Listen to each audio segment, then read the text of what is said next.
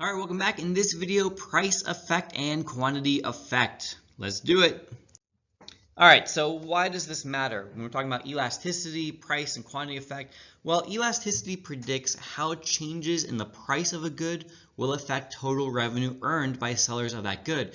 In other words, this helps them know whether they want to increase their price or decrease their price to actually increase their revenue. So that's why it matters.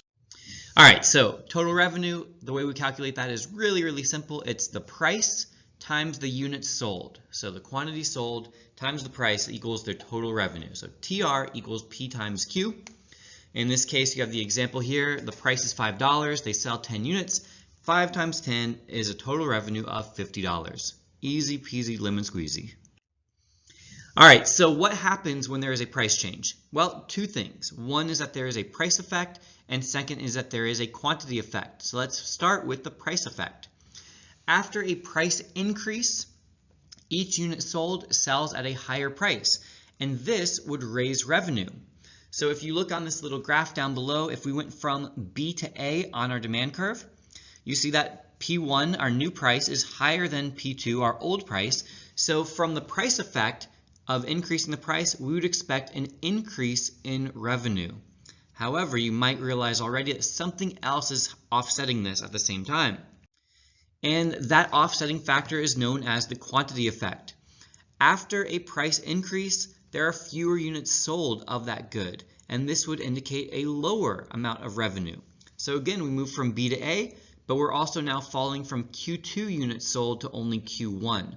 So our question is, which one of these is greater? Because we were at P2 times Q2, now we're at P1 times Q1. P is greater, but Q is less, so what happens?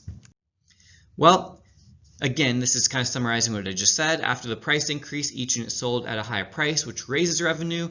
At the same time, that price increase causes fewer units to be sold, which lowers revenue. So our determining factor is the price elasticity of demand. Depending on whether price elasticity of demand is elastic, inelastic, or unit elastic, will answer that question for us. So if it is unit elastic, that means that the quantity effect and price effect are exactly equal.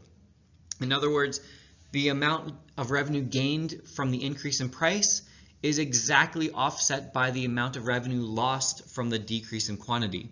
So if price goes up, total revenue doesn't change.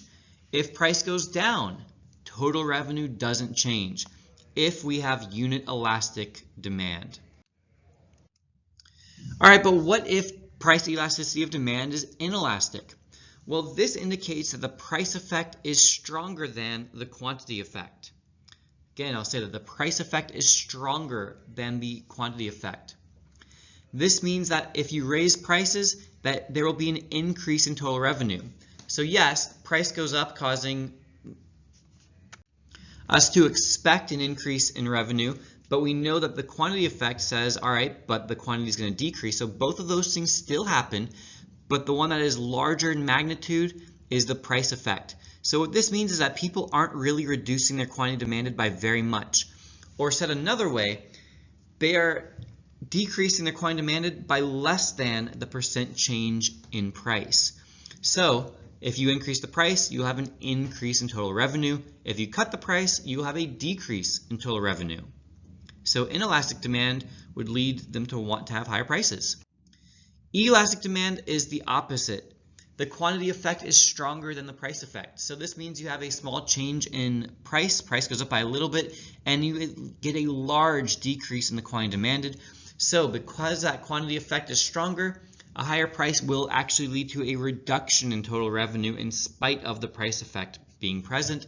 A lower price, on the other hand, would increase total revenue. One last thing is that elasticity changes along a linear demand curve. So it doesn't stay the same. So yes, we are going to talk later about demand curves that look more elastic or inelastic, but along the same curve, because we're dealing with percent changes, you will notice that at different areas on the demand curve, elasticity changes. The upper ranges, it's more elastic. The lower ranges, it's inelastic. You can try it if you want. Go from units 1 to 2 and calculate price elasticity demand. Do it again at 8 to 9 units. and you should find that the price elasticity of demand from units 1 to 2 is 9. That is very elastic, whereas from 8 to 9 units, it's only 0.25, which is very inelastic, which is exactly what we would expect to find. Until next time, this has been a La Money production.